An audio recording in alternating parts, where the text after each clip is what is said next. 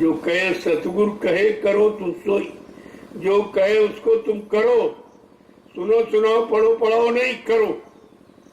जब करने लगोगे तो मन की स्थितियां उलट जाए। बस आपको केवल अपने मन को ठीक करना और कुछ नहीं करना, कुछ भी नहीं करना। कोई साधन और कोई नियम और कोई संयम और कोई किसी तरह का आचार विचार आपको नहीं करना। आचार विचार नहीं करना, लेकिन आहार ठीक करना। जब आहार ठीक हो जाएगा तो उन्हीं से विचारों का जन्म होता। आहार से ही विचारों का जन्म होता। जब आहार ठीक हो जाएगा विचार ठीक हो जाएंगे, विचार ठीक हो जाएंगे आपकी सोच ठीक हो जाएगी, सोच ठीक हो जाएगी तब आपके कर्म ठीक हो जाएंगे, जब कर्म ठीक हो जाएंगे तो आपका जीवन ठीक हो जाएगा। ऐसे जीवन ठीक होता है। लेकिन अब कर्म तो आप सब खराब ही करो। कोई पार जाने की बात छोड़ दो, दोबारा मानव तन पाने वाले भी कर्म आदमी होते, सब पशुओं वाले कर्म। खाना पीना सोना कमाना बाल बच्चे पैदा करना ये पशुओं का कर्म, ये तो पशु भी करता और वही कर्म हम आज सब लोग कर रहे हैं। जब पशुओं वाले कर्म करोगे तो इंसानी शरीर आपको कैसे मिलेगा? तो मिलेगा नहीं। तो पार होने की बात तो छोड़ दो, तुम दोबारा इंसान का शरीर भी पाने वाले कर्म नहीं करते, तो कम से कम अपने कर्मों पर ध्यान, जो किया है उसे भूल जाओ और आगे की सोचो। बीती ता विसारो आगे की सुध लो। अगर उसे सोचते रहोगे बड़ा खराब बड़ा खराब बड़ा खराब, तो अभी कभी ठीक नहीं। जब खराब को दोहरा रहे हो तो अच्छा कैसे आ जाए?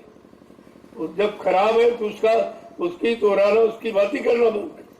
खराब को कौन आदमी कहले स्वीकार करता, कौन मतलब रखना चाहते? और तुम खराब किया उन्हें तो दोहराते रहे, जो बहुत खराब, हम कभी नहीं ठीक, हमने अरे तुम ठीक तो ऐसे भी नहीं, लेकिन ठीक करने वाला तुम्हें मिल गया, वो खुद ही ठीक कर देगा। तुम्हारे बस की बात, तुम गाली करो। तो कहने का मतलब है कि तुम्हारे लिए तो कुछ रखा ही नहीं। कब तुम पड़े रहो दरबार, धक्का धनी के खाओ। धक्का माने जो आदेश दिया जाए, वो पूर्व धनी परम धनी अनामी महाप्रभु, जब उनका आदेश हुकुम मानोगे यही तो धक्का है। वो तुम्हें धक्का दे रहे कि मन की चंगुल से हटो, निकलो और उधर चलो अपने घर की तरफ, इसलिए वो धक्का दे रहे। वो धक्का देने की बात नहीं समझ में आती, तो समझ में तो अभी कुछ ही नहीं आया, क्योंकि आप सुनते रहते हो, भूलते रहते हो, सुनते रहते हो, भूलते रहते हो। कितना समय निकल गया। अरे इतने दिन तो पढ़ाई किसी ने की नहीं, इतना समय किसने दिया तुम्हारे लिए? इतनी भी शक्तियां आई, उन्होंने कोई समय नहीं, एक बार समझाया और बताया, नहीं माना तो मार काट दिया। लेकिन इस तरह सुधरने का मौका किसी ने, यह है दयाल पुरुष का काम। ये काल का नहीं है, दयाल का काम, और बिल्कुल अलग। वो काल की किसी व्यवस्था से मिलता जुलता, उससे मिलता जुलता होगा तो फिर दयाल कहाँ हुए? ये तो काले हुए। इसलिए वो कोई काल की मिलोनी रचना नहीं करते, ना उसकी मिलोनी रचना से कोई काम करते। वो अपने निखालिश, जो उनका अपनी भूमिका जो व्यवस्था परिवर्तन की है, वो बिल्कुल निखालिश, उसमें कोई मिलोनी नहीं, और इसकी मिलोनी रचना। तो इसीलिए वचनों को सुनो, गुनो और धुनो। जब ये सब करोगे, धुनने का मतलब छाटना। जैसे धुनिया जब रुई को धुलता है तो अच्छी छाट के गंदगी छाट के अलग कर देता। धुलने का मतलब ये, उसमें अच्छाई को निकालो और उस अच्छाई को रखो, और उसी अच्छाई पर धीरे धीरे चलने की कोशिश करो, तो यह धीरे धीरे सब हो जाए। ऐसा नहीं आपके लिए समय निश्चित किया गया, अगर अभी कर लो तो सरल हो जाएगा, सामने तो सरल हो जाए कि सहयोग कर दिया जाएगा, और बिल्कुल नहीं करोगे तो पकड़ के पहुंचा दिया जाएगा। अभी तो हो सकता, लेकिन महापुरुष के जाने के बाद फिर आपको खुद करना पड़ेगा। वो आपके लिए कठिन होगा, क्योंकि खुद आप कर नहीं पाते। इसलिए उन्होंने समय जो बेचारे लापरवाह, जो करना नहीं चाहते, अभी टाल मटोल में, अभी क्या बाद में कर लेंगे, कल कर लेंगे, परसों कर लेंगे, ये जो टाल मटोल करने वाले हैं उनके लिए समय 1000 वर्ष का रख दिया कि तुम कहां भटके जाओगे। 1000 वर्ष तक मैं पीछे पड़ा, कभी न कभी तुमको मुड़ना ही पड़े, और जिसके कारण तुम नहीं मुड़ रहे हो वो कारण खत्म करा दिया जाए। जैसे अब कहो कि चलो भाई भजन किया करो, अरे कहो बाल बच्चे हैं उनके भी भजन हो ही नहीं पाता। अच्छा अच्छा अच्छा, भी जब तुम्हारे बच्चे ही नहीं पैदा होंगे तो करोगे भजन, जब बच्चे ही पैदा नहीं होंगे तब तो भजन करोगे। कहते यार ये तो बहुत कठिन होगा, तो फिर उस व्यवस्था को क्यों बनवाना चाहते कि तुम्हें मजबूर किया जाए और फिर भी आपको करना पड़े। कुछ कह रहे हमारे पास इतना काम है, धंधा है, ये है वो है, हमसे नहीं हो रहा। कहना अच्छा ठीक, अब की बार तुम्हारा धंधा खत्म, तुम्हारी व्यवस्था खत्म, और 24 घंटे में मुश्किल से रोटी पाओगे, तो भजन करोगे। कहा भाई कैसे नहीं करोगे। कहा जिसने नामदान दिया है वो करवाना जानता, उसके बाद बहुत तरीके, कोई न कोई व्यवस्था तुम्हारे लिए बना के खड़ी कर देगा। कुछ लोग कह रहे हैं विश्व छोटी जाति के लोग हैं और ये गरीब हैं और पढ़े लिखे नहीं, ये नहीं है, तो अब की बात तुमको भी उसी स्थिति में डाल दिया जाए, तब तो तुम करोगे।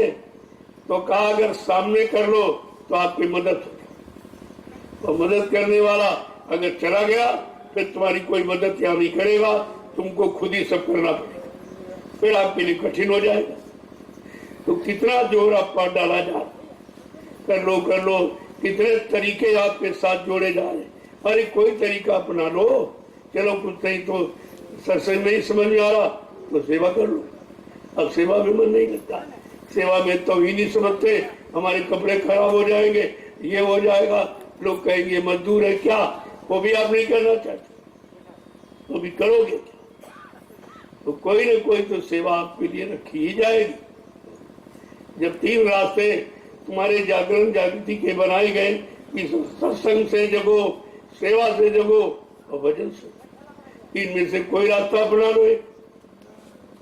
वैसे तो तीनों करने चाहिए, नहीं 3 तो 1 तो कम से कम अपना लो। जब वो भी नहीं बस का हुआ तब तुम्हारे लिए व्यवस्था बना दी गई, यहाँ जमीन ले लो, वहाँ जमीन ले लो, वहाँ ले लो, फिर इनको दौड़ाओ भगाओ, चले जाओ वहाँ कचहरी चले जाओ, कोर्ट में चले जाओ, ये तो सेवा करेंगे।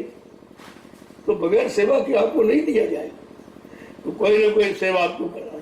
ये भी सेवा महत्वपूर्ण है कि आप चले गए, आपने जमीन का यानी मतलब हिसाब किताब सब ठीक कर दिया और जमीन ले ली गई और फिर उसमें लोगों को सेवा मिल गई, ये तुम्हारे द्वारा हुआ, इसका लाभ आपको घर बैठे मिल जाए। इसलिए ऐसा मत समझो कि लाभ नहीं, लाभ तो सब में, लेकिन तुम लेना तो सीखो।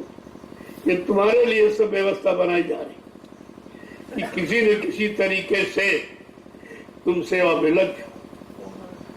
कुछ नहीं भाई तो रात दिन व्यापार धंधा करते हो तो अपने धन की सेवा लगा दो, कोई बीघे 2 बीघे तुम्हारे धन से खरीद लिया जाए, और वो तो उस पर जितनी लोग सेवा करेंगे या जिनको जिनको सेवा मिलेंगे और तुम्हारा उसमें हिस्सा मिल जाएगा। वो जमीन कहीं जाती नहीं है, यही तो ऐसी एक सेवा है जो कहीं जाती नहीं, ना कोई चुरा सकता, ना कोई ले जा सकता, ना अग्नि जला सकती, न पानी बहा सकता, ना हवा उड़ा सकती, न चोर चुरा सकता, ना कोई आई भाई तुम्हारा बंटवारा करा सकता। वहां खरीदोगे घर में तो सब बंटवारे हो जाए, सब छीन लेंगे, तुम्हारे पास कुछ नहीं।